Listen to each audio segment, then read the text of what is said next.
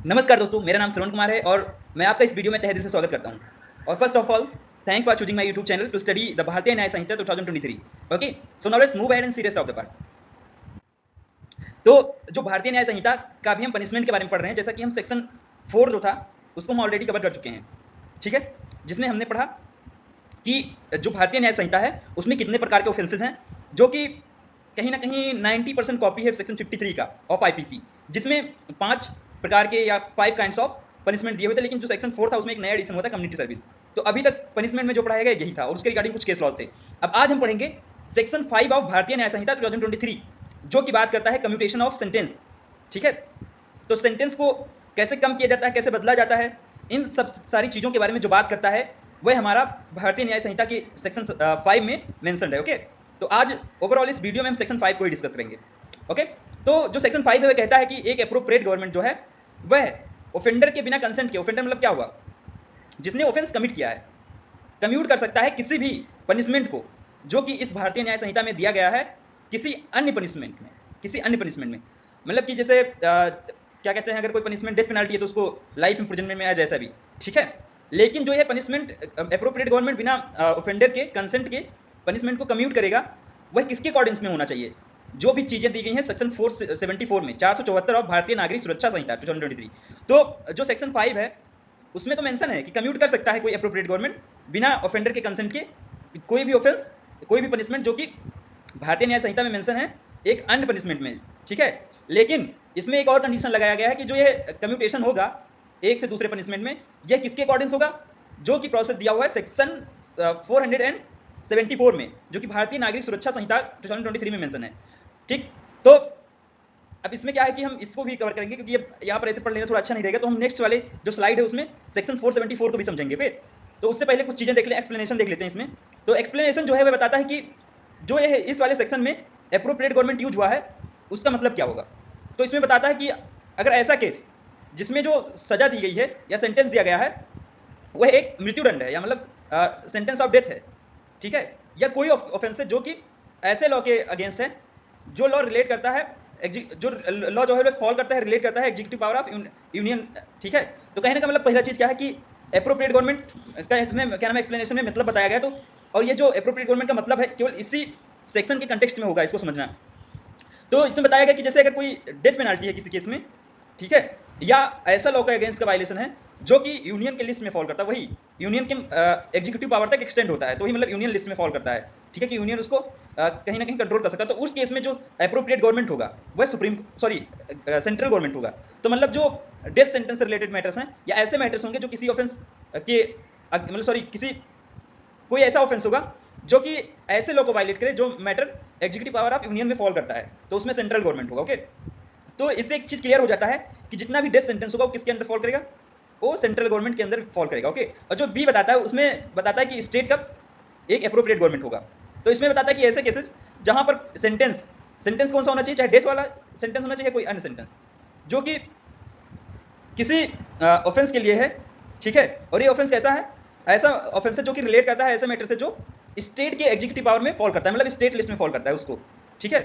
तो ऐसा केस जहां पर कोई सेंटेंस, ठीक है, जो कि डेथ भी हो सकता है नहीं हो सकता है, ठीक, और जो एक ऑफेंस है किसी लॉ के से रिलेटेड, ठीक है, या उसके अगेंस्ट, और जो यह लॉ है वो किस में फॉल करता है, स्टेट के एग्जीक्यूटिव पावर में फॉल करता है। तो यहाँ पर स्टेट गवर्नमेंट क्या नाम है उसको उस टाइम एप्रोप्रिएट गवर्नमेंट माना जाएगा। तो सीधा अगर सिंपल समझो तो जो स्टेट के पावर में आते हैं, ठीक है, स्टेट के अंडर फॉल करता है एग्जीक्यूटिव पावर में जितने भी ऑफेंसेस, उस पे कौन होगा, उस पे central government as a appropriate government होगा, और जिसमें स्टेट के अंडर फॉल करता है उसमें स्टेट गवर्नमेंट होगा। बेसिकली यही चीज है। अब यहाँ पर ये चीज बताया गया, इसमें बस डिफाइन किया गया कि एप्रोप्रिएट गवर्नमेंट क्या है, और इसमें एक चीज और बताया गया कि एप्रोप्रिएट गवर्नमेंट बिना किसी कंसेंट के ऑफेंडर के किसी भी पनिशमेंट को जो कि ये भारतीय न्याय संहिता में डिफाइंड है उसको एक अनदर पनिशमेंट में कन्वर्ट कर सकता है। लेकिन इसको किसके अकॉर्डिंग चलना है, सेक्शन 474 के अकॉर्डिंग, जो कि बीएनएसएस में भारतीय नागरिक सुरक्षा संहिता में दिया गया है। तो मुझे लगता है बेसिक चीजें समझ में आ गई होंगी। अब देखते हैं कि 474 में क्या क्या चीजें दी गई हैं कि किस किस केस में कौन कौन सा पनिशमेंट में कन्वर्ट किया जा सकता है। तो now let's move and see rest of the part. तो इसमें हम पढ़ेंगे सेक्शन 474 ऑफ भारतीय नागरिक सुरक्षा संहिता 2023, जिसमें पार्ट टू कम्यूट सेंटेंस के बारे में दिया गया है। तो इसमें क्या कहा गया है कि एप्रोप्रिएट गवर्नमेंट में without the consent of the person sentence commute तो इसमें भी वही कहा गया कि कोई भी एप्रोप्रिएट गवर्नमेंट, अब एप्रोप्रिएट गवर्नमेंट मतलब क्या हुआ, स्टेट या सेंट्रल गवर्नमेंट, ठीक है, तो बिना कंसर्न के किसके, जो पर्सन सेंटेंस हुआ है, मतलब जिसको सजा मिली है, कम्यूट कर सकता है। अब यहाँ इसको याद रखना, क्योंकि कहीं ना कहीं इसमें कुछ नए तरीके से इसका इंटरप्रिटेशन लाया गया है। तो अब क्या है कि एक सेंटेंस ऑफ डेथ जो है मृत्युदंड को आजीवन कारावास में कन्वर्ट कर सकता है, लाइफ इंप्रिजनमेंट में, ठीक है। और दूसरा क्या है, एक सेंटेंस जो कि इंप्रिजनमेंट फॉर लाइफ है, तो अगर और आजीवन कारावास है तो उसको उस वाले सजा में कन्वर्ट कर सकता है, ऐसे मतलब कारावास में कन्वर्ट कर सकता है जो कि 7 साल से कम नहीं होना चाहिए, ठीक है। तो जो आजीवन कारावास है उसको 7 साल से कम ऑफेंस में नहीं कन्वर्ट हो सकता, लेकिन 7 साल तक का हो सकता है, ठीक है, या 7 साल से ज्यादा तक का हो सकता है इंप्रिजनमेंट फॉर लाइफ को। अब जो तीसरा है बताता है कि कोई भी सेंटेंस, कोई भी जो मतलब क्या नाम है, कारावास हुआ है 7 साल या उससे अधिक, तो उसको 3 साल तक कर सकते हैं या 3 साल से ज्यादा कर सकते हैं, लेकिन 3 साल से कम नहीं होगा। तो कहने का मतलब इसमें जो 474 है सेक्शन BNSS का, तो उसमें बताया गया है कि कब किस सेंटेंस को किस सेंटेंस में कन्वर्ट करना है। तो इतना समझ में आ गया होगा। अब जो डी वाला है वो बताता है कि जब कोई भी सेंटेंस जो कि 7 ईयर्स से कम होगा, जब 7 साल से कम की सजा हो कारावास में, तो उसको फाइन में कन्वर्ट किया जा सकता है, ठीक है। तो ये भी समझ में आ गया होगा।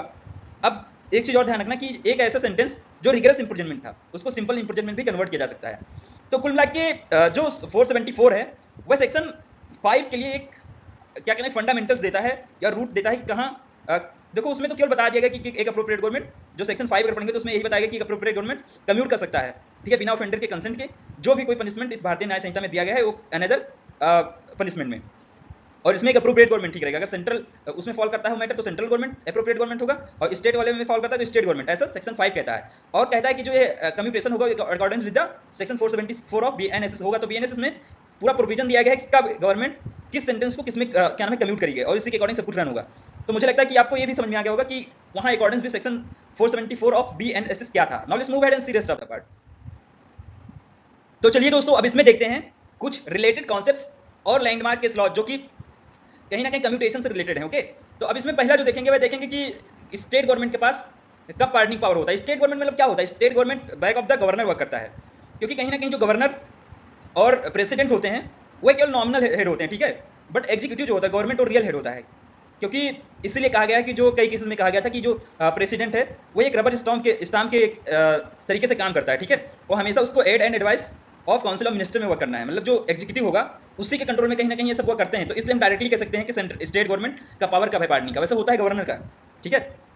अब एक केस है जिसका नाम है स्वर्ण Singh versus state of UP, ठीक है। तो इसमें क्या होता है कि जो उत्तर प्रदेश के गवर्नर थे, राज्यपाल थे, उनके द्वारा लाइफ सेंटेंस को रिमिट कर दिया जाता है, ठीक है, जो कि एक मिनिस्टर साहब को दिया गया था जो स्टेट लेजिस्लेचर के थे। और इनको किस लिए दिया गया था, क्योंकि इनको जोगिंदर सिंह नाम के एक व्यक्ति के मर्डर में उनको गिल्टी माना गया था, ठीक है। तो इसमें क्या किया गया, सुप्रीम कोर्ट के द्वारा जो गवर्नर का ऑर्डर था उसको नहीं माना गया और कहा गया कि यह सत्य है कि सुप्रीम कोर्ट के पास पावर नहीं है, अथॉरिटी नहीं है कि वो इंटरफियर करे जब भी कोई एक ऑर्डर मतलब गवर्नर के द्वारा दिया जाता है। लेकिन फिर उसी में ऑनरेबल सुप्रीम कोर्ट ने एम्फेसिस किया कि लेकिन अगर कहीं भी आर्बिट्रेरी पावर का यूज हो रहा है, मतलब इसमें जो पावर दिया गया है गवर्नर को वो आर्बिट्रेरी रूप से यूज हो रहा है या मैलिफाइड रूप से यूज हो रहा है, मैलाफाइड रूप से यूज हो रहा है, या जो कॉन्स्टिट्यूशनलिज्म था उसको कंप्लीटली डिसरिगार्ड किया जा रहा है, मतलब उसको माना नहीं जा रहा है, तो यहाँ पर हमें मस्ट इंटरवीन करना चाहिए, पक्का इंटरवीन करना चाहिए। और ऐसा जो ऑर्डर होगा गवर्नर का उसे लॉ का अप्रूवल कभी नहीं मिल सकता, ठीक है, इस ऐसे केसेस में। और यहाँ पर जो judicial hand must straight to it, तो मतलब कहने का मतलब जुडिशरी अपना हाथ वहाँ पर बढ़ाना चाहिए अगर कहीं पर भी मिसयूज हो रहा है गवर्नर के द्वारा कोई पावर।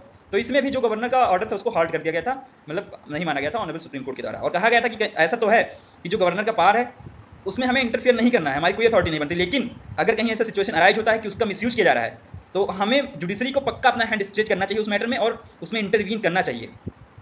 अब जो दूसरा केस है वह है Ipuru Sudhakar and another versus government of AP मतलब आंध्र प्रदेश, ठीक है। तो इस केस में क्या था कि एक अक्यूज था जिसको मृत्युदंड या डेथ सेंटेंस की सजा दी गई थी, ठीक है। और किस लिए दिया गया था, क्योंकि उसने एक मर्डर कमिट किया था पॉलिटिकल अपोनेंट का, अपोनेंट मतलब कोई विपक्षी दल का कोई व्यक्ति था उसका, ठीक है। और ये जो सेंटेंस था डेथ सेंटेंस, इसको honourable high court of Andhra Pradesh के द्वारा भी कंफर्मेशन मिल गया था, क्योंकि जब एक बार सेशन कोर्ट कोई डेथ पेनल्टी देता है तो उसका कंफर्मेशन हाई कोर्ट से पाना जरूरी होता है, ठीक है। तो अब इस केस में क्या हुआ कि उसके बाद में अक्यूज को गवर्नर के द्वारा क्या नाम है पार्डन ग्रांट कर दिया गया है, ठीक है। और इस पार्डन को क्या होता है कि मतलब जो ऑनरेबल सुप्रीम कोर्ट था उन्होंने इसे क्वेश्चन कर दिया, ठीक, मतलब पार्डन ग्रांट किया गया किसके द्वारा, देखो कंफर्मेशन हो हाई कोर्ट का कि चलो अब डेथ मिल जाएगा, ठीक है। लेकिन गवर्नर के द्वारा उसको छोड़ दिया गया, पार्डन कर दिया गया। लेकिन ये जो पार्डन ऑर्डर था उसको क्या नाम है, ऑनरेबल सुप्रीम कोर्ट ने सब्सिक्वेंटली क्वेश्चन कर दिया, ठीक। और इसमें ऑनरेबल सुप्रीम कोर्ट ने कहा कि जो पार्डनिंग पावर है गवर्नर का, अगर उसका और इसका एक्सरसाइज किया जा रहा है तो उसे हम क्वेश्चन कर सकते हैं। अगर ऐसा जो ये मतलब गवर्नर का पावर का एक्सरसाइज किया गया था वह किस आधार पे था, किसी कास्ट के आधार पे था, किसी रिलीजियस या पॉलिटिकल कंसिडरेशन पे था, ठीक है। तो कहीं ना कहीं अगर गवर्नर साहब जो उसका पावर है उनका, ठीक है, ताकि मतलब पार्डन ग्रांट कर सकें, उसका यूज हो पॉलिटिकल कंसिडरेशन पे अगर कर रहे हैं या रिलीजियस चीज़ों को इंक्लूड करके कर रहे हैं बेस पे, या कोई कास्ट को फेवर करने के लिए कर रहे हैं, तो वहां पर उसको ऑनरेबल सुप्रीम कोर्ट क्वेश्चन कर सकता है, ऐसा इसमें कहा गया था। और चाहे प्रेसिडेंट हो चाहे गवर्नर, ठीक है, अगर उनका कोई भी डिसीजन है, ठीक है, जो अवार्ड किया गया है पार्डन के लिए, ठीक, तो वह कंटेस्ट किया जा सकता है अगर वह इस तरीके से किया गया है कि वह एक आर्बिट्रेरी था, बिना किसी ड्यू कंसिडरेशन के था और मैलाफाइड कंसिडरेशन था, या यह जो मैटर था, ठीक है, कि इंटायरली अनरिलेटेड था उस केस से। तो सीधा सा कहने का मतलब अगर ये दोनों केस देखें तो इसमें ऑनरेबल सुप्रीम कोर्ट ने रिस्पेक्ट किया है, ठीक है, कि जो क्या नाम है गवर्नर का पावर है पार्डन करने का, वो भाई है उनका एब्सोल्यूट है, वी कांट इंटरफेयर, लेकिन हम इंटरफेयर करेंगे, क्वेश्चन करेंगे उसको अगर उन्होंने मैलाफाइड वे में किसी कास्ट को क्या नाम है, या आर्बिट्रेरी वे में, आर्बिट्रेरी मतलब वही हुआ ना, किसी कास्ट को फेवर कर रहे हो, किसी पॉलिटिकल विल को फेवर कर रहे हो, कहीं ना कहीं ये सब सारा चीज अगर आ जाएगा तो वहां पर ऑनरेबल सुप्रीम कोर्ट इंटरवीन कर सकता है और क्वेश्चन कर सकता है, ठीक है, उस ऑर्डर को। Now let's move ahead and see rest of the part. अब जो अन्य केस है वो एजी पेरारीवलन का केस है। तो जो एजी पेरारीवलन का केस था, इसमें क्या था कि इसमें जो पेरारीवलन था उसे कन्विक्ट किया गया था assassination of former prime minister Rajiv Gandhi का, ठीक है, के केस में। तो इसमें क्या था कि पेरारीवलन को डेथ सेंटेंस मिला था, ठीक है, इस ऑफेंस को कमिट करने के लिए, मतलब उसे मृत्युदंड दे दिया गया था। और उसमें बहुत सारे प्रोविजन थे, जैसे आईपीसी के, एक्सप्लोजिव सब्सटेंस एक्ट जो भी थे, ठीक है, उसमें सारे में उसको हेल्ड किया गया था, जो कि यहाँ मेंशन देख लेना। तो इसमें क्या हुआ कि बाद में उसका जो डेथ पेनाल्टी था उसको कम्यूट कर दिया गया था लाइफ इम्प्रिजनमेंट में, किसके द्वारा, bye honourable supreme court of India के द्वारा 2014 में, ठीक है। और इसके बाद क्या होता है कि एक पिटीशन फाइल किया जाता है पेरारीवलन के द्वारा आर्टिकल 161 में इंडियन कॉन्स्टिट्यूशन का, ठीक है, किसके अगेंस्ट, तो देखो 161 में गवर्नर के पास भेजा जाता है, ठीक है, कम्युनिकेशन के लिए। तो इसमें क्या होता है, फाइल किया जाता है, लेकिन इसको पेंडिंग रखा जाता है गवर्नर के द्वारा कितने साल तक, 2 साल और हाफ ईयर, मतलब वही 2.5 साल तक। और इसके क्या नाम है, इतना हो गया 2.5 साल तक हो गया, ठीक है।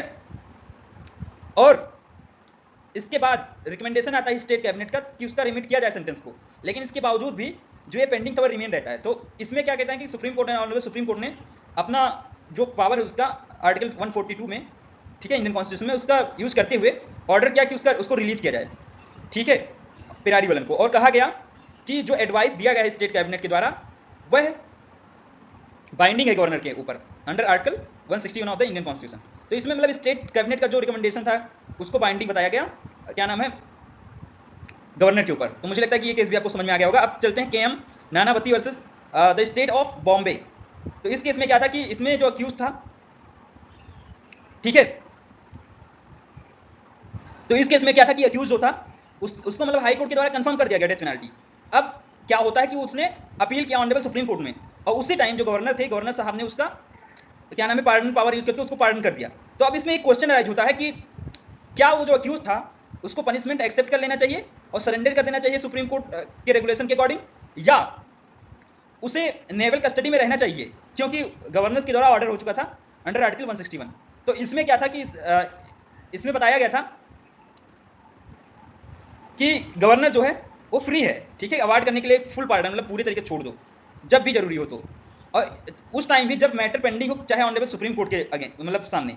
लेकिन जब ऑनरेबल सुप्रीम कोर्ट उस मैटर को कंसीडर कर रहा है तो गवर्नर जो है परमिटेड नहीं है यूज करने के लिए अपना अथॉरिटी की सस्पेंड कर दे सेंटेंस, और जो पावर ऑफ गवर्नर है वह यूज नहीं कर सकता जब फाइलिंग ऑफ सच पिटीशन और and until the conclusion of the judicial process. तो कहने का मतलब इसमें एक चीज बताया गया था कि देखो किसी भी स्टेज पे, ठीक है, अब जैसे कोई केस चला भी गया, चाहे सुप्रीम कोर्ट चाहे हाई कोर्ट में पेंडिंग है, तो जब पेंडिंग है तो भाई आप अपना गवर्नर का पावर यूज कीजिए, आपको एब्सोल्यूट पावर है, फ्री है। लेकिन अगर उसको क्या नाम है, अभी उसको कंसीडर कर लिया गया है सुनने के लिए, हियरिंग के लिए, तो उस टाइम आप उसको मतलब क्या नाम अपना अथॉरिटी का यूज करके उसको पार्डन नहीं कर सकते जब तक ऑनरेबल सुप्रीम कोर्ट के द्वारा अपना जो अपने पास सामने केस आया है अगर उसने उसको कंसीडर कर लिया है तो तब तक उसका हियरिंग करके फाइनल ऑर्डर ना आ जाए, फाइनल जजमेंट ना आ जाए। तो इसमें ये चीज कहा गया था। Now let's move ahead and see rest of the part. तो जो ये इसमें हम पढ़ेंगे कि सेंट्रल गवर्नमेंट के पास कब पावर होता है ताकि वे पार्डन कर सके। अब सेंट्रल गवर्नमेंट के पास तो होता नहीं, होता है एक्चुअली प्रेसिडेंट के पास, लेकिन प्रेसिडेंट जो होते हैं, प्रेसिडेंट साहब जस्ट रबर स्टैम्प के द्वारा रूप में काम करते हैं और कहीं ना कहीं aid and advice of council of minister के उस पर ही वर्क करते हैं। तो कहीं ना कहीं अगर देखा जाए तो एग्जीक्यूटिव रियल पावर एग्जॉस्ट करता है, जो हम कहते हैं सेंट्रल गवर्नमेंट, ठीक है, का पार्टनिंग पावर क्या है, ठीक है। तो अब जो केस आता हुआ था कि मारू Ram versus union of India, तो इसमें क्या कहा गया था कि जो कि पार्टनिंग पावर प्रेसिडेंट के पास है उसका जुडिशियल रिव्यू हो सकता है। जुडिशियल रिव्यू मतलब कि अगर कोई डिसीजन दिया गया है तो ऑनरेबल सुप्रीम कोर्ट चेक कर सकता है कि जो वो था, क्या नाम है, दिया गया था, वो कॉन्स्टिट्यूशनलिज्म फॉलो करता है कि नहीं, लॉ के अगेंस्ट तो नहीं है, तो ऐसा चीज, ठीक है, या आर्बिट्रेरी तो नहीं है। तो इसमें इसीलिए कहा गया था कि पार्टनिंग पावर जो है प्रेसिडेंट के पास, वह जुडिशियल रिव्यू उसका किया जा सकता है कोर्ट के द्वारा, ठीक है, इसलिए ताकि ये चेक किया जा सके कि प्रेसिडेंट ने कोई ऐसा डिसीजन तो नहीं दिया है जो इरेशनल है या आर्बिट्रेरी है या अनरीजनेबल है, ठीक है। तो इन सारी चीजों को चेक करने के लिए किया जा सकता है सर। अब जो सेकंड केस है वह है Mansukh Lal Vithal Das Chauhan versus state of Gujarat. तो इसमें ऑनरेबल सुप्रीम कोर्ट ने हेल्ड किया था कि जो कोर्ट्स होता है उनके पास पावर नहीं होता किसी एडमिनिस्ट्रेटिव डिसीजन को क्या नाम है करेक्ट करने के लिए, सही करने का, और इसके पास केवल मेयर डिसीजन को रिव्यू करने का होता है पावर कि कैसे ये किया गया था। कहने का मतलब अब क्या नाम है, जो एडमिनिस्ट्रेटिव डिसीजन ले लिया गया उसको करेक्ट नहीं करेगा, लेकिन क्या ये सही से किया गया था या नहीं किया गया था, इस चीज को खाली चेक कर सकता है कि मतलब वो आर्बिट्रेरी तो नहीं था, अथॉरिटी में रहकर किया गया कि नहीं, ठीक है। तो कहने का मतलब जो पावर ऑफ जुडिशियल रिव्यू है वो बहुत लिमिटेड है और प्रेसिडेंट से ऑनरेबल सुप्रीम कोर्ट नहीं कह सकता कि आप लिखिए, रीजन लिखिए कि आपने ये डिसीजन क्यों दिया, आपने पार्टनिंग पावर का क्यों इस केस में यूज किया, ठीक है। लेकिन जो प्रेसिडेंट होंगे वह अपना जो पावर है वो बियॉन्ड अथॉरिटी अपने उसका यूज नहीं करेंगे, ठीक है। ये चीज इसमें Mansukh Lal Vithaldas Chauhan versus state of Gujarat case में हेल्ड हुआ था, ये यूज हुआ था। अब जो लास्ट केस है वह है Devender Pal Singh Bhullar versus state of NCT of Delhi. तो ये केस बहुत ज़्यादा जरूरी है, इसमें एक नया कहीं ना कहीं एक्सटेंशन है ऑनरेबल सुप्रीम कोर्ट के द्वारा।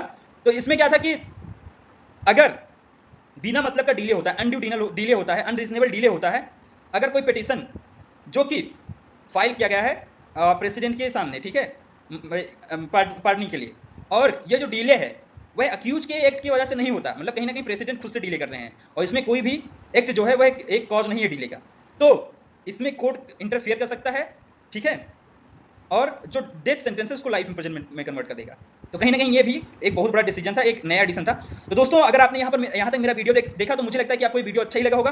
तो ऐसे ही वीडियो पाने के लिए मेरे यूट्यूब चैनल को सब्सक्राइब करें, वीडियो को लाइक करें और नीडी फ्रेंड्स को शेयर करें। और once again thanks for choosing my YouTube channel to study the Bharatiya Nyaya Samhita and मिलते हैं अगले वीडियो में, तब तक के लिए बाय, टेक केयर।